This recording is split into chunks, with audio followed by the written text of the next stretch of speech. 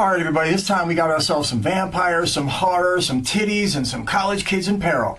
How this movie did not go on to be more legendary than it is, I do not understand. Let's go.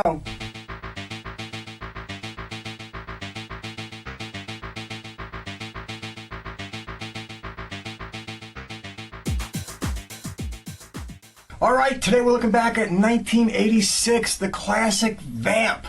But before we go any further, you know the routine. To the trailer.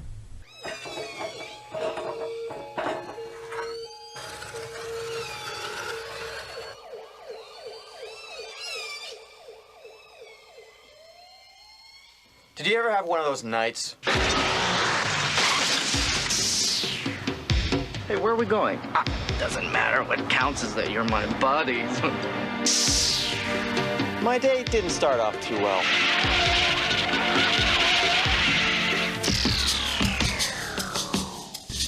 We be looking for ya.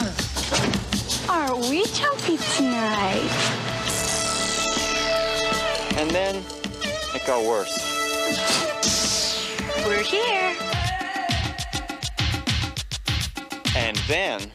Gentlemen, I give you Katrina. You're just what I'm looking for. Why'd you pick on us? It was a mistake. It was a little error there, a little communication error. I'm sorry. Uh-oh. Let's just get out of here. This is not really happening. Hello, baby. God, you look awful. What happened to you? I was nearly hung. I got into a fight with a psychotic albino. I hit a cockroach, my best friend disappears, and then I'm nearly assassinated by a runaway elevator. Anyone can have an off night.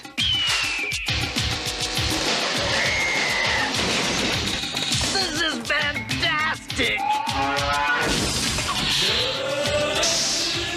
Vamp, a comedy with bite. And of course, Grace Jones.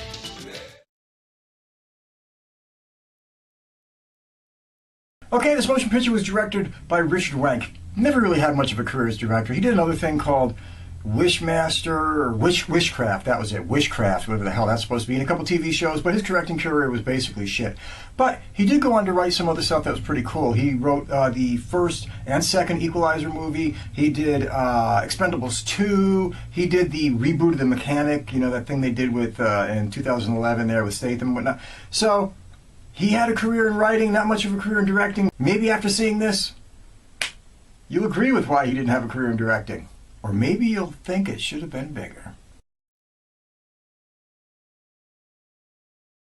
Okay, playing Keith. Come on, man. Chris Makepeace. If you grew up in the 80s, you knew Chris Makepeace. Everybody thought this guy's career was going to go on to be like some big thing. You know, he was in My Bodyguard, which is awesome, and everybody loves My Bodyguard. He was in The Last Chase with Lee Majors, which is just the shit. I know this movie gets completely forgotten about, but I'm going to do The Last Chase at some point. Oh, man, I used to love that flick. And, of course, he was Rudy the Rabbit in Meatballs. And all of a sudden, his career just kind of went to shit. I don't know why. I don't know what happened, but he just walked away from the in front of the camera acting game, whatever it was. I don't know.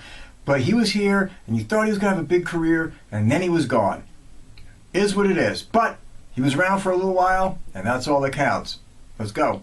Okay, playing AJ was Robert Rusler. Now, Robert Rusler, he was in a lot of stuff, but he's still acting a lot to this day. But he was in a lot of stuff in the 80s, you know what I mean? He was in Thrashin'. He was in Sometimes They Come Back. He was the bad guy. Not a bad guy like a bad guy, but like, you know, the good guy, bad guy. In the original Nightmare on Elm Street. But he's been in TV shows and everything since then. He's been in things like Ray Donovan, NCIS, Babylon 5. So, he had a really long career. Probably wouldn't be the guy that you thought was going to have a long career after Vamp. But he did. He's still going today.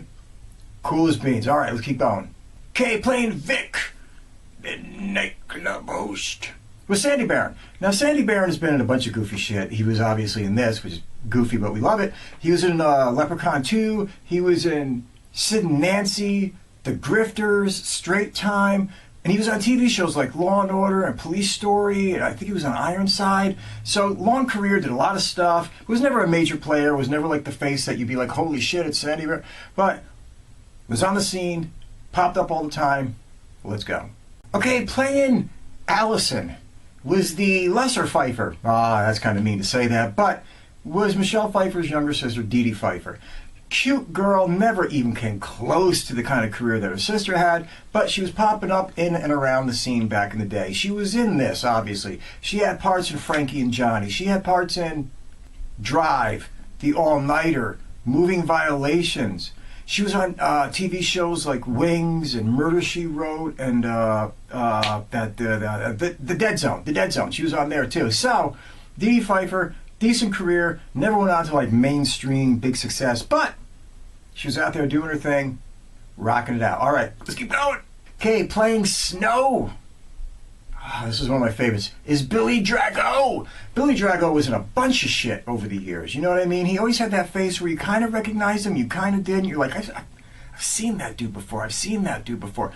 And he was just one of those kind of guys, like a character actor always pop up. He usually played a bad guy, to be brutally honest. You know what I mean? His success in big movies was usually as smaller parts, and then he kind of like had bigger roles in shittier movies. But hey, he was in Pale Rider with Clint Eastwood, and you can't knock that. He was also in The Untouchables, Delta Force 2, Cyborg 2, The Hills Have Eyes, Invasion USA, and Zombie Hunters. So he was in a bunch of... I mean, his list goes way longer than that, but that's all that's kind of hitting me, you know what I mean? Anyway, Billy Drago, long career, just passed away like a few months ago, sadly, you know what I mean? But cooler than shit, was in a whole bunch of stuff. Let's keep going. Okay, playing Duncan was a man who was synonymous with the 80s, and that was Gedde Watanabe. Now, you remember him mostly from 16 Candles. 16 Candles. But he was in a bunch of other stuff. He was in UHF with Weird Al Yankovic, and if you don't like UHF, man, I probably won't like you. Anyway, just kidding. But Gedde Watanabe was in a bunch of stuff, obviously. He was in this, UHF, he was in Gremlins 2, Gung Ho, Volunteers. He's done like stuff on ER and a lot of voice acting behind the scenes, just being a voice, guy in movies. But Gedde Watanabe, you gotta love him. He was there in the 80s. He was one of those dudes. God bless him. Let's keep going. Okay, playing Katrina, and away we go, is the legendary, immortal, fucking weird, odd Grace Jones. And we all know Grace Jones. She was in several movies. She was in A View to a Kill, Conan the Destroyer, Cyber Bandits, and this. And she'd done other acting work here, there, in and about, and stuff like that. But let's face it, Grace Jones is more or less known for being a singer. And for, on top of that, being just Grace Jones. You know what I mean? She had a big career as a singer. I'd say more overseas than here. But she was still big here, a big star, well-known, big on the nightclub scene, Studio 54. She dated Dolph Lundgren, but it's really more like Dolph Lundgren dated her because she was a star and he was a nobody at the time. You know what I'm talking about? But Grace Jones is Katrina. She did a good job in this. Grace Jones is fucking freaky enough as is, so playing a giant, vampire or whatever, leader of the whatever, who cares? She fit the bill. Okay, this story is simple. You can't mess this up. 2 college pledges are sent out to get some strippers. That's it. Oh yeah, the whole thing about the strippers all being vampires and shit like that, that's another sub-note to it. But that's the entire story. These guys go out to hire a couple strippers. They're sent out there to do it so they can get his pledges to this goddamn fraternity. And what happens? What takes place? They wind up going to a coven of vampires that all just happen to be working as strippers. That's all you need to know. That's the whole plot. And there doesn't need to be anything more than that, because that is enough. All right, I'm going to tell you why I like this motion picture. Simply because I do. Am I saying it's the most greatest directed motion picture? No. Am I saying it's the best acted motion picture? No. But am I saying I enjoyed it and it's fun? Yeah. It's just got this weird feel to it where it didn't take itself seriously. It took itself seriously enough as more of a comedy than it did a horror. If you're afraid during any part of Vamp, then you were probably that person who got scared during Gremlins 2. You know, the weird one that they would look in the corner and say, what the fuck are you? It's a joke, right? And you'd be that guy. Because this movie is not really scary. Yes, there's vampires. Yes, they kill some people. Yes, there's all that kind of shit taking place that you would expect in a vampire movie. But it's not really a scary movie. It's a fun movie. It's almost campy. Everything is shot kind of at weird angles. The views on the faces is kind of like just bizarre and weird. There's a lot of lighting in it that almost makes you feel like you're in a comic book world.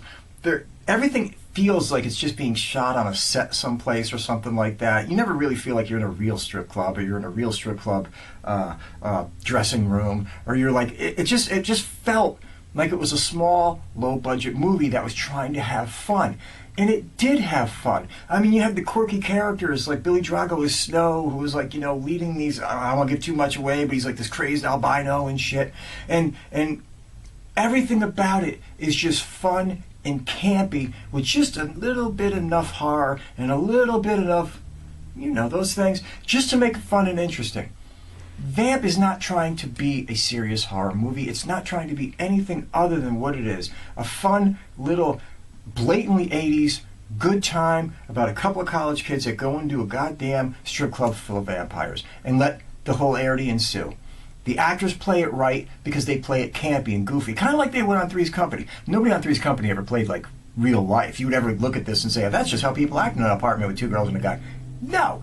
This was meant to be camp. It was meant to be silly. It was meant to be funny, with just enough horror thrown in to cover a few other bases and have a good time.